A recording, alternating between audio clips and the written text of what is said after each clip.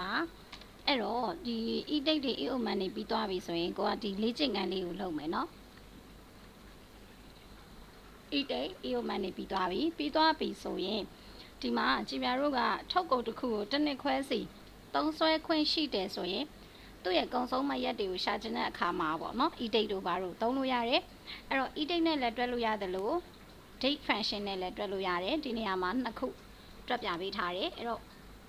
ဒီနေ့မှာဆိုလို့ရှိရင်တော့ company နာမည်တွေပါတယ်။ဒီလေ့ကျင့်ခန်းလေးအရင်လုပ်မယ်နော်။ company တစ်ခုချင်းစီရဲ့ project လှုပ်ဆောင်မှုမှာစနေတနင်္ဂနွေမပါဘဲနဲ့ project ပြီးမြောက်မဲ့ရက်စွဲကိုတွက်ပေးရမယ်။အဲ့တော့ဒီမှာက company တစ်ခုချင်းစီအပ်ထားတယ်။ company တစ်ခုချင်းစီရဲ့နာမည်တွေရေးပေးထားတယ်။ပြီးတော့နောက်တစ်ခါ start of project ဆိုတာကကြတော့ဒီ project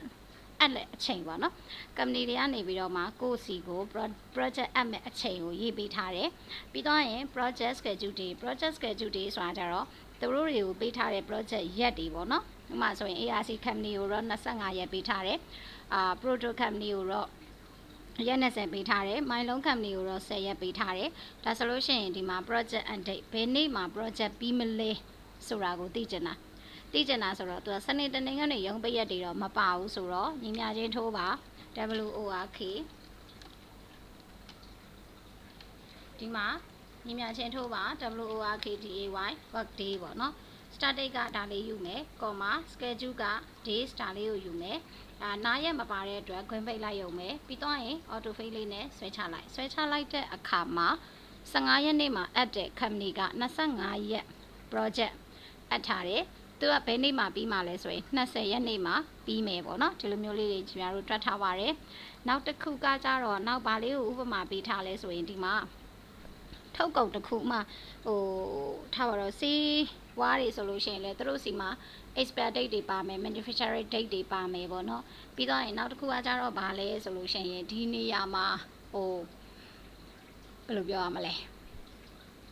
product ဒီ cosmetic တွေဘာတွေမှာဆိုလဲအဲ့လိုပဲလေနော်အဲ့တော့ဒီမှာဆိုရင်သူက product နာမည်ရေးပေးထားတယ် manufacture date ဒီကုန်ပစ္စည်းတစ်ခုကိုဒီ product တစ်ခုကိုထုတ်လိုက်တာက15ရက်17လ2021မှာထုတ်လိုက်တယ်ဒီမှာကျ use of day ပေါ့ use of day ဆိုတာကကြတော့သူသုံးမဲ့ကာလပေါ့နော်သူသုံးလို့ရမယ့်ကာလကတစ်နှစ်ခွဲသုံးလို့ရမယ်ဒါဆိုရင် expire date ကိုလိုချင်တာexpire date ကိုလိုချင်တယ်ဆိုရင်ဒီမှာကြည်ပြတို့က2မျိုးသုံးထားတယ် date function ထဲမှာထည့်ပြီးတော့သုံးတဲ့အပိုင်းရယ်နောက်တစ်ခုက e-date နဲ့တွက်တဲ့အပိုင်းရယ်2မျိုးပေါ့နော်အဲ့တော့ date function မှာကြာလို့ရှိရင်တစ်နှစ်ကိုတည်တံ့ခွဲပေါင်း6လကိုတည်တံ့ခွဲပေါင်းဒါမှတစ်နှစ်ခွဲဖြစ်မှာလေနော်year ဆိုတဲ့နေရာမှာ 1.5 ဆိုတာကြီးကိုသွားထည့်ပြီးတော့တွက်လို့မရဘူးအဲ့ခါကျဒီမှာညီမချင်းထိုးမယ် date ကိုတကယ်လိုချင်တာကရက်စွဲအနေနဲ့လိုချင်တာဖြစ်တဲ့အတွက် date ကိုသုံးမယ်နော်ပြီးတော့ရင် year ဆိုတဲ့နေရာမှာ year ပြန်တွဲထည့်မယ် serial number မှာဒါလေးယူမယ်ဝင်လေးပိတ်မယ်အပေါင်းတစ်နှစ်ပေါင်းထည့်မယ်ပြီးတော့ရင် month ကိုခွဲထုတ်မယ်ပြီးရင် serial number မှာဒါလေးယူမယ်ခွင်းလေးပိတ်မယ်အပေါင်း6လပေါင်းထည့်မယ်ဒါဆိုရင်တစ်နှစ်နဲ့6လတနည်းအားဖြင့်တစ်နှစ်ခွဲပေါ့နော်ပြီးတော့ရင် days မှာဆိုရင်လည်းဒီရက်စွဲလေးကိုသွားမှတ်မယ်ပြီးရင်ခွင်းလေးပိတ်မယ်ပြီးရင်ခွင်းပိတ်မယ်အနောက်ခောက်ချလိုက်မယ်ဒါဆိုရင်သူက15ရက်17လ2021မှာ manufacture ပစ္စည်းစားထုတ်တယ်ပစ္စည်းစားထုတ်ဖို့လုပ်တယ်အဲ့တော့သူ use of day ကကြတော့တစ်နှစ်ခွဲသတ်မှတ်ထားတယ်ဒါဆိုရင်ကြည်ပြတို့ရဲ့ဒီကုန်ပစ္စည်းမှာ expire date ရေးတဲ့အခါမှာ15ရက်5လ2023ဆိုတာကိုဘာလုပ်ပေးရမလဲဆိုရင်ထည့်ပေးရမှာဟုတ်ပြီနော်ဒီလိုမျိုးလေးဘာလုပ်ပေးရမလဲဆိုရင်ထည့်ပေးရပါမယ်နောက်တစ်ခုကတော့ဒီမှာကျတစ်နှစ်ခွဲဆိုတော့လအနေနဲ့သုံးမယ်ဆိုရင်18လပေါ့နော်အဲ့လို18လဆိုတာကို e-date function နဲ့တွက်မယ်ဆိုရင်လည်းတွက်လို့ရပါတယ်ဆိုတော့ညီမချင်းထိုးပါမယ် e-date start date ကဒါလေးယူမယ်ပြီးတော့ရင် month မှာကြာလို့ရှိရင်ကျတော့18လပေါင်းထည့်မယ်ဝင်ပိတ်အနောက်ခောက်ချလိုက်မယ်ဆိုလို့ရှိရင်15ရက်5လ2023ဆိုပြီးတော့မှဝင်သွားလိုက်မယ်ပြီးရင် auto fill လေးဆွဲချလိုက်တယ်ဆိုရင်သူ့ရဲ့ expire date ထွက်လာပါလိမ့်မယ်ဒီမှာလည်းသူ့ရဲ့ expire date ထွက်လာပါလိမ့်မယ်ဒီလိုမျိုးနေရာတွေမှာလည်း e-date တွေ date function တွေကိုတွဲပြီးတော့မှသုံးလို့ရပါတယ်နောက်တစ်ခုကကြတော့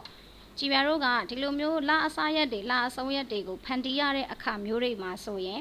e-oman function ကိုသုံးလို့ရပါတယ်ဒီမှာဆိုရင်သူကလိုချင်တဲ့ပုံစံက တရက်တလ2021ဒီဘက်မှာကြာလို့ရှိရင်သူ့ရဲ့လကုန်ရက်ပေါ့နော်နောက်တစ်ရက်ကိုစတဲ့အခါမှာနောက်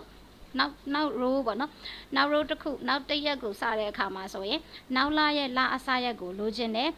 သူ့ရဲ့ညာဘက်မှာဆိုရင်တော့ဒီလက်ရှိလရဲ့လကုန်ရက်ကိုလိုချင်တာဒါဆိုရင်ကြည်ပြတို့သုံးပေးရမယ့် function ကတော့ eoman ဆိုတဲ့ function ကိုပဲကစားသွားရမှာဖြစ်ပါတယ်အဲ့တော့ဒီမှာဆိုရင်တရက်တလ2021ကပုံမှန်ရိုက်ထားရမယ်ဒိတ်ကလေးအဲ့ဒါကိုမှဒီဘက်မှာအခုလက်ရှိသုံးနေတဲ့ဖြတ်လိုက်မယ်နော်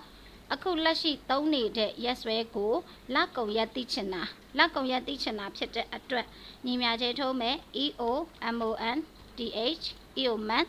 static ကဒါလေးယူမယ် comma man မှာအခုလက်ရှိသုံးနေတဲ့လကိုပေါင်းထဲမှာဖြစ်တဲ့အတွက်0ပါပြီးရင် green bait ပါအနက်ခောက်ချလိုက်ပါဒါဆိုရင်ဒီမှာ31ရက်တလ2021ဆိုပြီးတော့ထွက်လာပါလိမ့်မယ်အဲ့ဒါကိုမှကိုကဒီဘက်မှာနောက်လာရဲ့လအစရက်ကိုလိုချင်တယ်ဆိုရင်လွယ်လွယ်လေးပါပဲညီမြချင်းလေးထိုးပါ31ရက်တလ2021အပေါင်း1ဟုတ်ပြီနော်ဒါဆိုရင်နောက်လာရဲ့လအစရက်ကိုရောက်သွားပါလိမ့်မယ်တကယ်လို့ဒီလက်ရှိလာရဲ့လကုန်ရက်ကိုလိုချင်တယ်ဆိုရင်ဒီမှာတစ်ကွက်ချင်းစီတွက်စရာမလိုတော့ဘူးအပေါ်ဆုံးအကွက်ကလေးကိုယူပြီးတော့မှ auto fill လေးနဲ့ကိုလိုချင်တဲ့အပိုင်းလေးထိဆွဲချလိုက်ပါအဲ့တော့ဒီဘက်မှာ auto fill ဆွဲလိုက်တာနဲ့သူကဒီအရှိကလရဲ့လကုန်ရက်ကိုတခါတည်းထွက်သွားမှာအဲ့လိုပဲဒီအရှိကတွက်ထားတဲ့ data ကို auto fill ဆွဲချလိုက်တယ်ဆိုရင်လေဒီအနောက်က28ရက်2လဆိုရင်အောက်ကိုရောက်တဲ့အခါမှာလအစရက်ကိုထွက်သွားလိမ့်မယ်အဲ့တော့ဒီလိုမျိုးပေါ့ကိုယ့်ရဲ့ဒီလုပ်ငန်းထဲမှာကိုယ့်ရဲ့ Excel စာရင်းထဲမှာလအစရက်လကုန်ရက်လအစရက်လကုန်ရက်လိုချင်တဲ့အခါမျိုးမှာဆိုရင်ဒီ function အတိုင်းသုံးပေးပါ EOMAN ကတော့ဒီလိုနေရာတွေမှာအဓိကအများဆုံးသုံးပါတယ်နော်နောက်ထပ်ဘာတွေလုပ်လို့ရသေးလဲဆိုလို့ရှိရင်ဥမာထားပါတော့ကြည်ပြတို့ကလုပ်ငန်းတစ်ခုနဲ့တစ်ခုရဲ့ fiscal year တွေမတူ fiscal year ဆိုတာကじゃဘာကိုပြောတာလဲဆိုလို့ရှိရင်ဒီလုပ်ငန်းတစ်ခုစပြီးတော့မှထောင်လိုက်တဲ့နေ့ကနေစပြီးတော့မှတစ်နှစ်ပေါ့နော်တစ်နှစ်ပြည့်တာကို fiscal year လို့ခေါ်တယ် fiscal year နဲ့ calendar year မတူဘူး calendar year ဆိုတာကကြတော့သူကတရက်တစ်လပေါ့နော်တရက်တစ်လ2020ဆိုရင်2020ပေါ့တရက်တစ်လဆို January လကနေစပါ January လကနေစမှာဒီဇင်ဘာလမှာဆုံးမှာအဲ့ဒါကကြတော့ calendar year ဒါကကြတော့ကျတို့တနိုင်ငံလုံးတစ်ကမ္ဘာလုံးမှာသုံးတဲ့ calendar year fiscal year ကကြအဲ့လိုမဟုတ်ဘူး fiscal year ဆိုတာကကြတော့တနည်းအားဖြင့်ပြောမယ်ဆိုရင်လုပ်ငန်းစတဲ့ရက်ကနေပြီးတော့မှတစ်နှစ်ပြည့်တယ်ဆိုရင်လုပ်ငန်းဆုံးတဲ့ရက်ပေါ့နော်ဒီလုပ်ငန်းရဲ့စတဲ့ရက်ဒီလုပ်ငန်းရဲ့တစ်နှစ်ပြည့်တဲ့ရက်အဲ့ဒါကိုကြတော့ဘာလို့ခေါ်လဲဆိုရင် fiscal year လို့ခေါ်ပါတယ်အဲ့တော့ထားပါတော့ကိုယ့်ရဲ့လုပ်ငန်းက9လပိုင်းမှာစတယ်ဆိုရင်တရက်9လ2021မှာစတယ်ဆိုရင်တစ်နှစ်ပြည့်မဲ့ရက်ကဘယ်နှစ်ရက်နေ့လဲအဲ့ဒီလရဲ့လကုန်ရက်ကိုသိချင်တာဆိုရင်ကြည်ပြတို့က12လပေါင်းထည့်လိုက်တယ်ဆိုရင်ရပြီလကုန်ရက်ကိုသိချင်တာဖြစ်တဲ့အတွက်ညီမြချင်းထိုးပါ EOMONDH EOMAN static ကဒါလေးယူမယ် comma man မှာ12လပေါ့နော်ပြီးရင် green bait အနာခောက်ချလိုက်တယ်ဆိုရင်ဒါလေးကိုတစ်ချက်နှိပ်မယ် home ထဲကနေပြီးတော့မှ short date လုပ်လိုက်တယ်ဆိုရင်သူကဒီမှာ31ရက်9လ2021မှာ fiscal year ပြည့်မယ်အဲ့ဒီသဘောမျိုးကိုပြောတာပါအဲ့ဒီလိုသုံးချင်တယ်ဆိုလို့ရှိရင်လည်း EOMAN function ကိုသုံးလို့ရပါတယ်เนาะအဲ့တော့ဒီအပိုင်းလေးတွေကိုတေချာလေးလေ့လာပါတေချာလေးလေ့လာပြီးသွားပြီဆိုရင်လေ့ကျင့်ခန်းလေးတွေပြန်ထပ်ပေးပါနားမလည်တာရှိတယ်ဆိုရင်ပြန်ပြီးတော့မေးနိုင်ပါတယ်ကျေးဇူးတင်ပါတယ်ရှင်